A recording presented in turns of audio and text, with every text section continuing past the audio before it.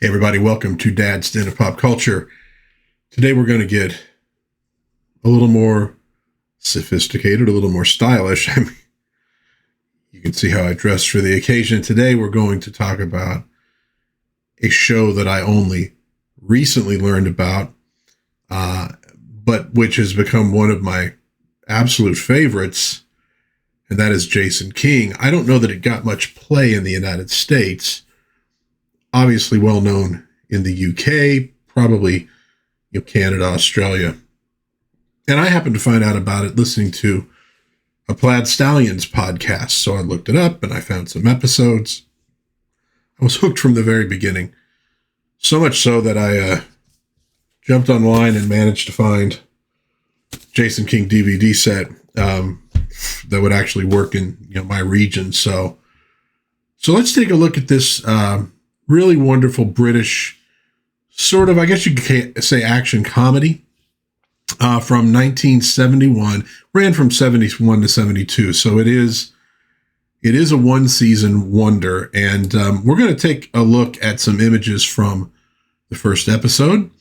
And there will be a few spoilers here and there. But come on, it's a really old show. It's actually just about a year older than I am, and that means it's a really old show. So, first episode, we begin, more or less begin, with a man being released from a British prison. And he's met by some compatriots, and they drive away in a car. And then we switch to Geneva. Now, like a lot of shows at this time, maybe we'll call them adventure shows, action shows, they liked exotic locales. It was the jet set. This is the James Bond period that we're in. Espionage is big.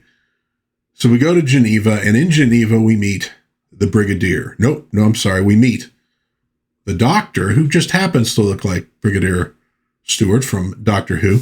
And he's doing some plastic surgery on a woman. And as they reveal her face, we go into the title sequence. Now, Jason King has a really great title sequence. Very cool, very up-to-date opening for its time. And it works for the theme, the feel of the show. It's very mod, it's sophistication a la 1971. Peter Wyngarde is the star of the show, plays Jason King. This is a character who originated on a show called Department S, which I'll admit I have not really seen any episodes of. This would be a spin-off. And here, the King character who did espionage work is sort of on sabbatical because he's an author as well as being a sort of a spy who writes a series of books about an adventurer named Mark Kane.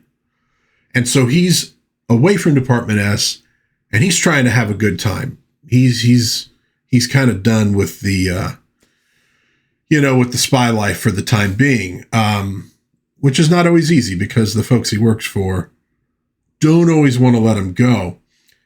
Dennis Spooner, executive story consultant, but also really the creator of the series. And I mean, are there any shows of this period that he didn't work on in the UK? Worked on the Jerry Anderson shows like Thunderbirds and Stingray. Worked on Doctor Who. Did The Baron, The Avengers, The Champions, Department S, Randall and Hopkirk, Deceased, Jason King, The Adventurer, The New Avengers, The Professionals. I mean, legend is not too strong of a word for this guy. And during the credits, we're seeing, you can see it looks like he's typing on his typewriter, and in where the paper would go, you see images from Jason's, crazy, adventurous life. Well, really scenes from other episodes, but does a good job of setting the tone and the feel of the show. Music by Laurie Johnson is friggin' awesome. I love the theme. Again, it gives you the feel of this show that you're in for something that's going to be fun, as well as everything else. It's going to be a fun show. And man, this guy right up there with like, Barry Gray for great themes of the 70s and into the 80s. Produced by Monty Berman, who, like Spooner, did an absolute ton of TV at this time, especially in that sort of action adventure spy genre. So we now flip to New York, New York. Hell of a town, dingy, but still cool in 1971, still very sophisticated, financial center of the world type of stuff. And note here too, the series was filmed on 16 millimeter film to cut costs. So it's a little grainier. Earlier series were usually shot on like 35 millimeter, but it gives it a distinctive look. And also they did a lot of, they shot a lot of footage of Wyngarde as Jason King walking around different cities in Europe. And this, I think, is just stock footage. But it actually, the look of that outdoor footage blends really well with the normal footage from the show. The only way you can really tell this is hair is slightly different while he's walking around outside, say in Vienna, than when he's, walks indoors. But other than that. And so now we see the title to our episode, Want to Buy a Television Series. What I like about this episode, screenplay by Dennis Spooner, is it kind of gives you an idea of the series to follow. Now, they're not all going to work exactly the same as this one, but one of the things I like about Jason King is it kind of comes at things from different angles. Since he's not presently like working as a spy, so it's not going to be the spy chief calls him in and Jason, here's your assignment for the day, blah, blah. The things come at him from different angles and they find interesting ways to do it that are usually, quite a lot of fun. Directed by Roy Ward Baker, who has also a very impressive record in British adventure and in Hammer horror films. So the angle for this episode is that Jason King, author and adventurer, is writing a script for a Mark Cain TV show. And he's going to be reading it to the head of this GBS network, obviously an American TV network. The head is named Harry Carmel and played by David Bauer, who plays an American or a Canadian in just about everything in this time period. And so it's him reading this script to him. But the interesting thing is that the Mark Cain novels are based upon somewhat the real life adventures of Jason King. So he's kind of writing about a fictionalized version of himself when he's writing about Mark Cain. And so as we follow along this story, it's going to be acted out by Peter Wyngarde as Jason King as Mark Cain. So you see where we're going with this. And so, so we open up on these shots of, I think it's Monte Carlo. We got the beautiful woman in the bikini, the dazzling blue water, the good life. It's a decadent show. It's decadent really is the best word to describe it. And, globetrotting is just a huge deal in this time period.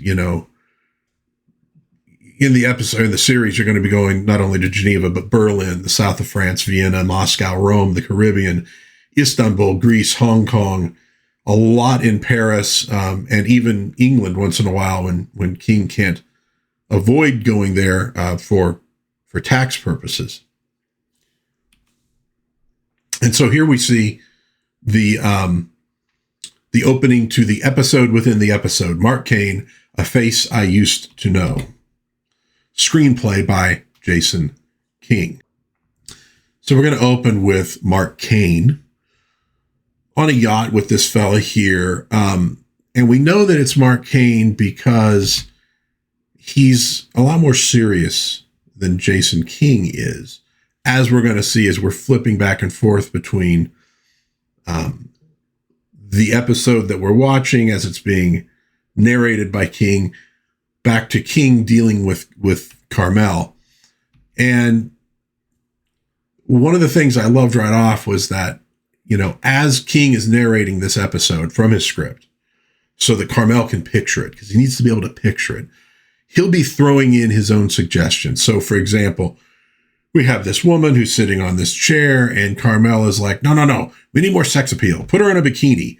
And so all of a sudden she's wearing a bikini. It's going to be that kind of a thing.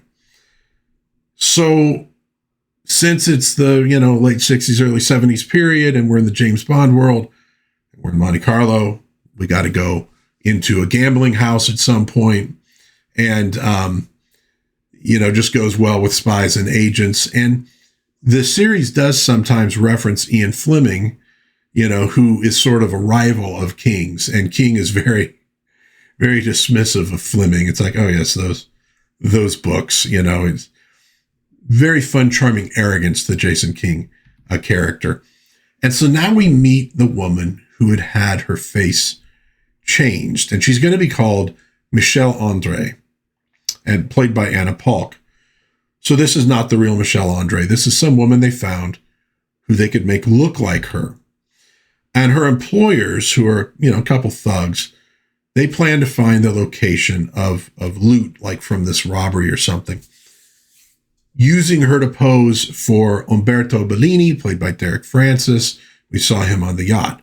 So this is a woman from his past, and this is supposed to maybe, kind of worm her way into his life so she could figure out where this loot is. Style-wise, and Jason King is all about style. This is like the Baroque ending of the mid-century modern period, and the boundless optimism that was part of that mid-century modern period after World War II. The international order is just beginning its descent into collapse, which in 2020 we're actually living through. But everything's falling apart, but there's no reason we can't look fabulous and enjoy the collapse. And that's where the decadence, comes into the whole thing. So Michelle apparently suffers from amnesia, which is why she's not going to know a lot of the things that Bellini is going to bring up to sort of test her. That's kind of the cover story. And I think really the key to this whole series and why it works is Wyngarde and his performance. We see Jason King shows up to this little meeting. He's going to learn a little bit about what's going on. But, the whole time he's on screen, it just looks like he's having fun, because here's where it gets really interesting. We're going to pick up over the series tidbits about Mark Cain's history, which is Jason King's history, which it turns out is Peter Wyngarde's history, except not really his history, because he sort of made up a history for himself that was much more interesting than his real life. So there's a lot going on here. It's Jason King writing himself as Mark Cain, who's based on Jason King, who's based on the kind of imaginary biography or autobiography of Peter Wyngarde. But basically what it means is Wyngarde is sort of living out his fantasies on screen for the kind of person he wants to be. Self-assured, smart, always ahead of the bad guys, but also dashing, a lot of panache. I think that's what brings a lot of great energy into the role. And Michelle, of course, is being used by the villains in this piece. She has second thoughts about her involvement and is immediately slapped down by the thug. So she's afraid to do anything to cross these guys. And so we continue. There's Bellini's yacht. So again, it's the high life of 71. Sophisticated clothing. I think I could probably rock that. Swimming pools, beaches. And again, you're going to see some of the most fantastic outfits ever conceived on Jason King / Mark Cain in this series. And apparently Wyngarde had something to do with designing some of this stuff, but it is like, it's just amazing. You got to love it. And apparently he was a major influence on Austin Powers, which I remember, like when Mike Myers would do interviews in the US, I don't remember him ever bringing up Jason King. He talked about Casino Royale, about his father was a huge fan of Casino Royale, you know, which was kind of funky and all that. I mean, think about the theme to Casino Royale. But I don't remember him ever mentioning Jason King, and that's probably because Americans wouldn't have known what he was talking about. Well, once you watch Jason King, you know exactly what they're talking about.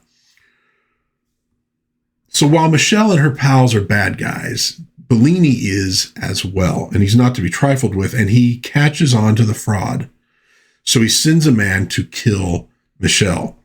Meanwhile, she's contacted Jason King. Please come over here. I have something to tell you.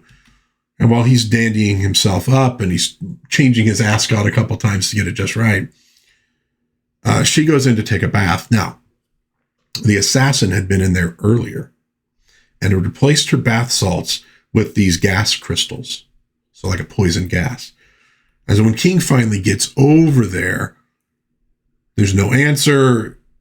He sees water coming out from under the door of the bath.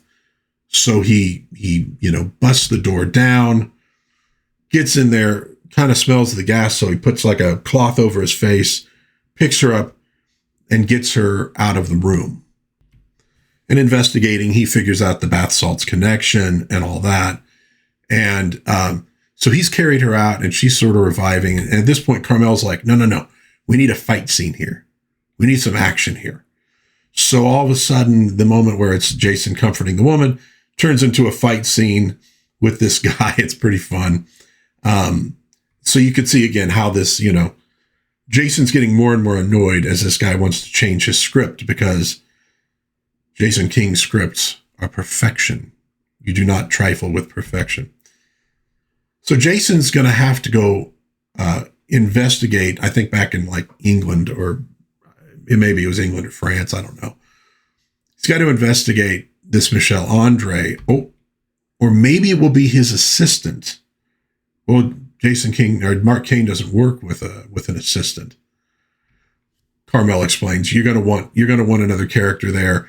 The lead, it's very tiring working on a series. The lead's going to need time off. We're going to introduce this assistant character.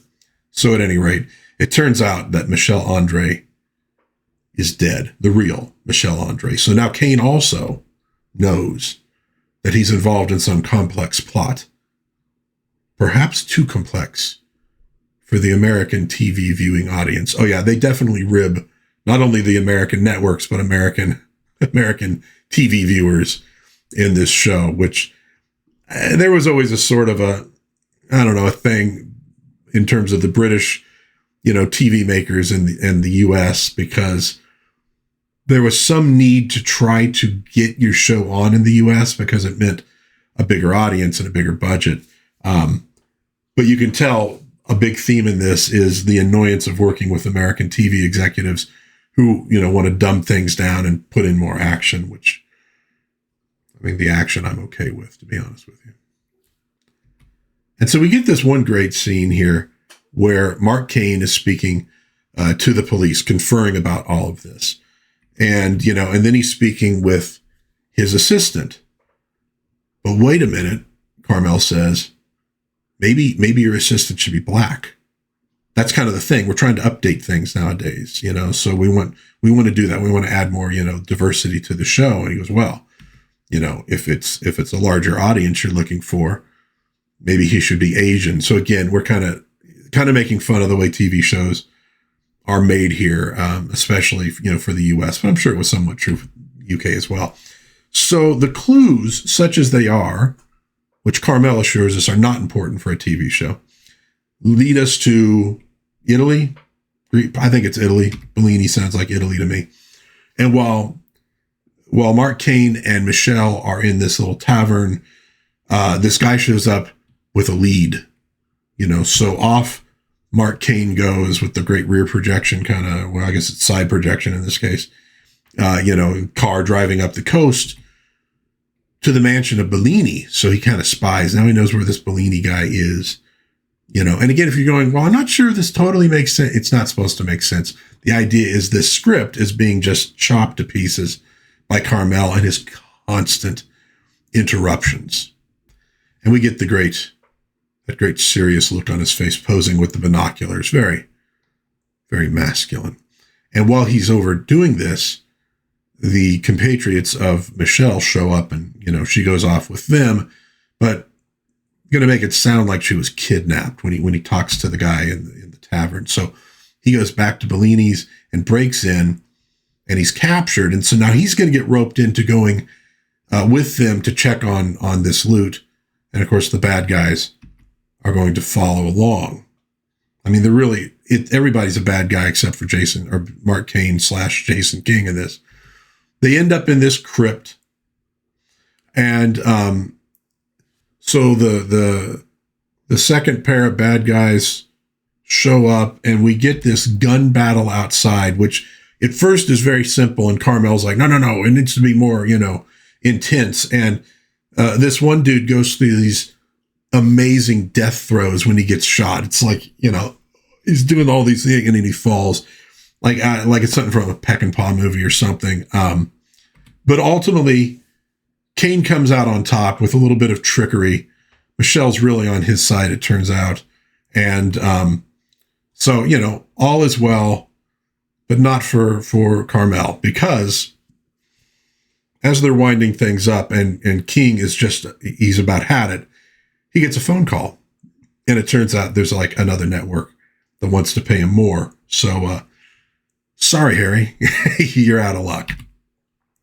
And so the episode ends. Now, the episodes are not all going to use this frame of him explaining an adventure. They're going to be set in real time. And it's going to be Jason King and not Mark Cain who's going on these, but he'll often reference, or people will say, oh, is this going to end up in one of your books? Oh, yeah, of course it is going to end up in one of my books. This is how I do it. King is very much kind of like a Jim Rockford. He really doesn't want to get in on this stuff, but he's generally being forced to, sometimes by a hostile government, sometimes by, it is by somebody who's really in trouble and kind of appeals to his better nature. Sometimes, it's the British government who has decided he didn't pay on income taxes he should have paid on. They were very high at the time, which is why a lot of British people moved out of the UK and worked out of the UK. And so they kind of hold that over his head to get things out of him. And his eccentricities also help to make for an interesting show. It's the way that he solves crimes, the way that he fights the bad guys is usually very fun. But the main thing is you get the full 70s jet set spy formula, fun mysteries, beautiful women. You get action, you get humor, exotic locales, the best food, the best clothing, which, nobody dresses like Jason King, and they even make fun of this also in the show. I think Wyngarde was having a great time doing this, and he's so charismatic as Jason King. And I'll be honest with you, I'm watching this week by week, and look at me, I'm a middle-aged, schlub, but you go, you start speaking in a more crisp manner, the stentorian tones of Peter Wyngarde. You go, maybe I should wear a shirt and tie to work today. I don't know. It kind of elevates you a little bit. And speaking of the way he speaks, I was amazed by this particular episode where he says the word, I'll say it the way most people say it, Wednesday. Except when he says it, it's Wednesday. He puts the D in there. It's just the way he speaks. It's just beautiful. There are only 26 episodes. It is, in fact, a one-season wonder, and some are better than others, but all of them are engaging. All of them are a good time. All of them are worth watching. Now, some of my particular favorites. Episode 7 is called To Russia with Panache. It's mostly a funny episode. There's a murder in Moscow. They can't figure out how to solve this thing. So they send for Jason King. And when I say send for him, they kidnap him and put him in a crate and ship him back to Moscow. And he agrees to solve the mystery in exchange for them finally paying him royalties on his Mark Cain novels in Russia. And of course, there's a twist at the end. And he does kind of the whole, what was that? What was that movie? Was it Fred Astaire? Yeah, I think Fred Astaire and Sid Charisse, where she's a very efficient Russian woman. And he's like, I don't know, he's an entertainer or something, but he kind of loosens her up. There's an element of that in it too. Very funny movie, or very funny show. Well worth watching. Flamingos Only Fly on Tuesdays, episode 11, set in the Caribbean. King accidentally uses a code phrase when he arrives on this island because he's writing a book. And so he's trying to figure out how to make something work. And the plot he's working on happens to coincide with the sort of revolution brewing on the island. Good episode. Now, this is one. Now, I say this is mostly a comedy series. And it is. It's lighter hearted for the most part. Episode 12, Toki, is much more serious tone, and it works. And it's a real highlight among the episodes. Shows a different side of Jason King, that there's more than just this sort of charming, arrogant fop. Episode 15, Nadine. We get the great Ingrid Pitt in this one. So if you're a Hammerhead, or is that a way to describe people who love Hammer films? I don't know. Maybe it is now. You know who she is. And it's good. Fun episode, action, sex appeal, etc. Too Bad About Auntie, episode 19, has a villain that you just can't wait to see this guy get his comeuppance. He is rotten. He's the nephew of this woman and he's abusing her and stuff. Great one. And Jason King, nails the guy. This one was kind of ahead of its time. Episode 20, The Stones of Venice. This woman invents a computer program that, feeding in all the Mark Cain novels, writes a new Mark Cain novel called The Stones of Venice, which is supposed to win some kind of an award. So he ends up down there and he's like, this is not my book. I didn't write this book. And he gets involved because obviously there's a lot more going on. But I thought wow, it's like Chat GPT 50 years earlier. And then chapter 1, The Company I Keep, episode 23, a little bit reminiscent of that first episode. In this one, King is